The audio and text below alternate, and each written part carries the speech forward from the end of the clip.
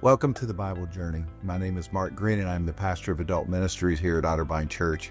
Today we're going to consider Luke chapter 5 and 6. As we move through Luke chapter 5, it's not any new information. It's the same that was included in Matthew and Mark.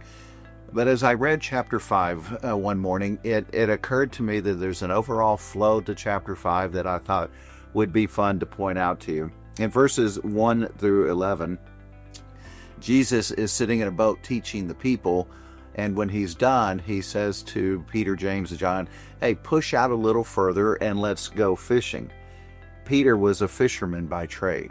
That's the way he supported his family. That's the way he earned his income. It's his job, if you will.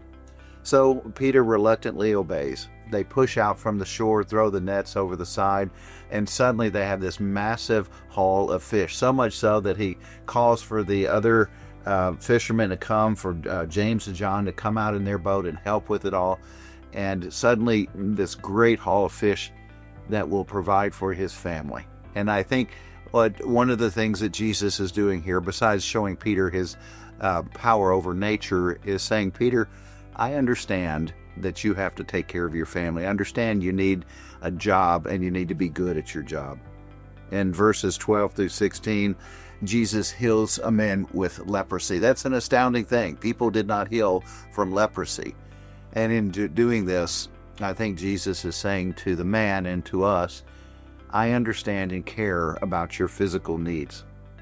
Next, we get one of my favorite stories in all the Bible, the story of 4 guys who bring their paralytic friend to Jesus. I can just imagine the excitement they have as they hear Jesus is in town. He's at this nearby house. Let's go get our buddy and take him to see Jesus. Maybe Jesus will heal him. So they get him and they haul him off to the house. And of course they get there and there's no way to get in. And being the creative guys that they are, they decide, let's go up on the roof. Let's dig a hole in the roof and lower our friend down, because we'll do anything to get our friend to Christ. Interestingly, when they get their friend to Christ, what is it that Jesus does? He doesn't heal his legs first. The first thing Jesus does is forgive his sins.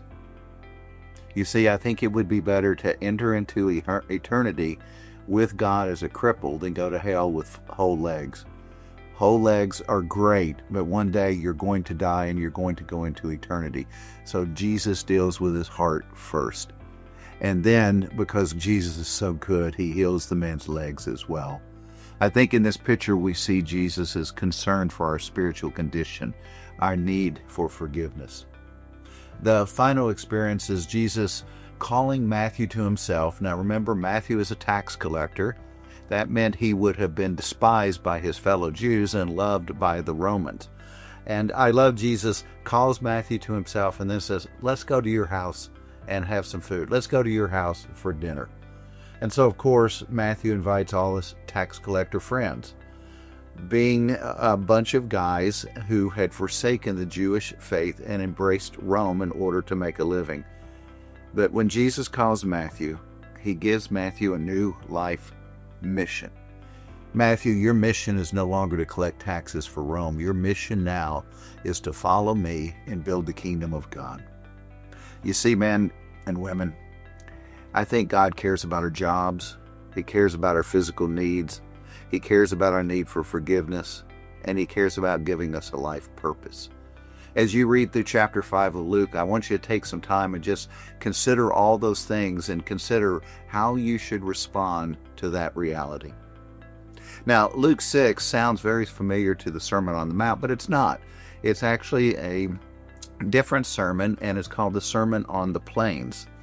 It begins with 4 Beatitudes, where Jesus pronounces a blessing, and get this, he pronounces a blessing on the poor, the hungry, the sorrowful, and the persecuted.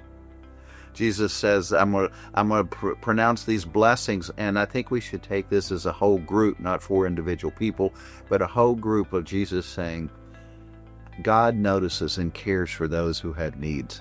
God cares and notices the poor and the destitute and the persecuted. And he follows that up with 4 woes. And I think these are just the opposite of the blessed. Jesus is not condemning being rich in these, but he's issuing a warning. If you have wealth, and by the way, if you live in America, you have wealth. If you have wealth and you ignore the poor and you ignore the hungry around you and you're callous to the needs of others and you are so bent on enjoying life right now while ignoring the hurting people around you, Jesus says to him, you may have comfort now, but in eternity, all of that comfort and wealth is going to do you no good. And there's going to come a day when you're going to stand before the Lord and you're going to be spiritually bankrupt. In these few verses, Jesus is turning the whole value system of the world on its head. The world values wealth and power and authority, and Jesus says, blessed are the needy and the humble. Why? Because they have to depend on Christ. They have to depend on God. And so I encourage you to take some time this week to think about where is the source of your dependence. And verses 27 to 31, this is great. It's just rapid fire commandments. Jesus gives 7 commands. Love your enemies. Do good to those who hate you. Bless those who curse you. Pray for those who use you spitefully. Turn the other cheek to those who strike you. Give generously to everyone who asks. And he finishes with, do to others as you would have them do to you. Just rapid fire commands. And then in verses 32 to 36, Jesus gives the motivation for obeying those commands. Love. Love. But the love that is born of God is unique. Even people who do not know God know how to treat others who treat them well. It's the old, if you scratch my back, I'll scratch your back type of thing. What makes the love of Christ unique is that it is a love without expecting anything in return. We go out and love in the name of Christ, not expecting that people will pay us back, not that they'll sing our praises, not that they'll give back to us. We do it because we love God and we love the people that God has put in our path. And get this, that includes even our enemies. And perhaps it's going to require some sacrifice.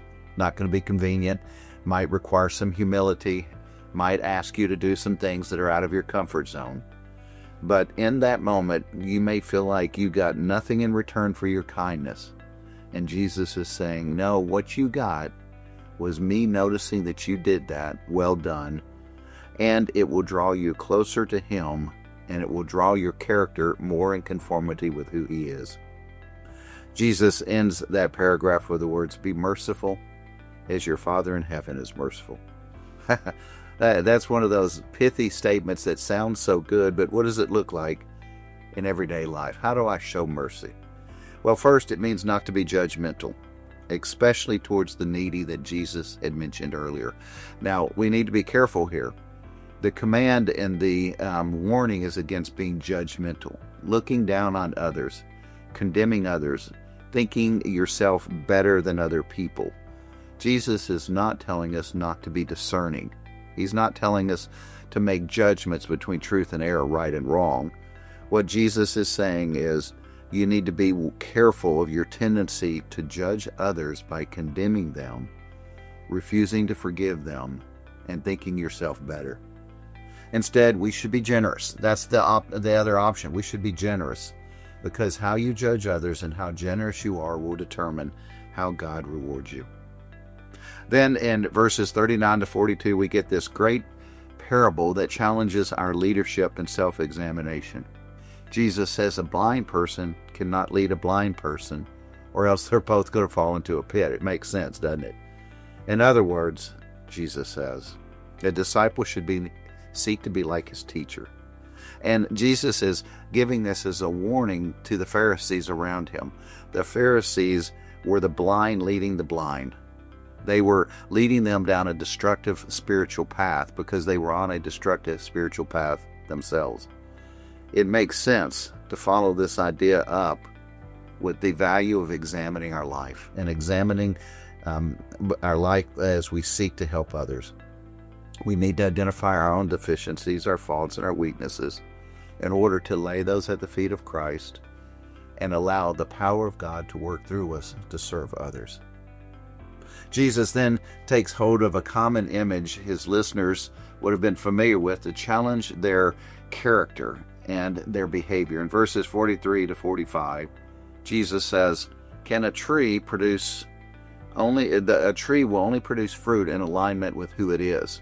A fig tree cannot produce apples. A grapevine cannot produce strawberries. A righteous person will not produce unrighteousness, and an unrighteous person will not produce righteousness." If you're a godly person, God is saying, I expect you to produce godly fruit. Correspondingly, evil people will be known for their evil because that's what they are. That is acting out of the nature of who they are. Neither the godly person nor the evil person can hide their condition from God.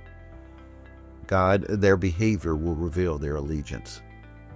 Jesus closes the Sermon on the Plain with an admonition to follow through on our commitment. I love this. It's all this teaching about be like this, do this, embrace these values, but it requires a commitment. To claim allegiance to Christ and not do what he says is simply hypocrisy. To drive the point home, Jesus tells a parable. When you build a house, you dig deep so that you can establish the foundation on sturdy rock. You dig down till you get to that sturdy rock so you can build on that because it won't move. Yes, it costs more, and yes, the commitment is greater, but if you skip the foundation and skip building the foundation well, it only leads to destruction. So the Sermon on the Plain leaves us a lot to consider. First, take note of the fact that God is fully aware of how we treat one another. God notices how we treat those who love us as well as how we treat our enemies. It does not escape his attention when we take notice of the hurting and move to meet their needs. He also notices when we walk right by them. God fully knows the motivation of our heart. He knows when love is greater. He knows that when love is so great that we're willing to sacrifice for others, even those who do us harm. He notices when we demonstrate mercy, when we are quick to forgive, and when we're honest to acknowledge our faults so that we can be humble enough to serve others. And men and women, he knows our hearts. He knows whether they beat for righteousness and whether they beat for him or whether our heart beats simply for ourselves. There's no hiding from God, and that is good news. And as you read Luke chapter 5 and 6 and you hear all that Jesus is teaching, I encourage you to take some time to reflect on it, allow those thoughts and teachings to examine your heart, and then align yourself more fully with him. Thanks for joining us today, and may you find great joy in your journey of reading the Bible.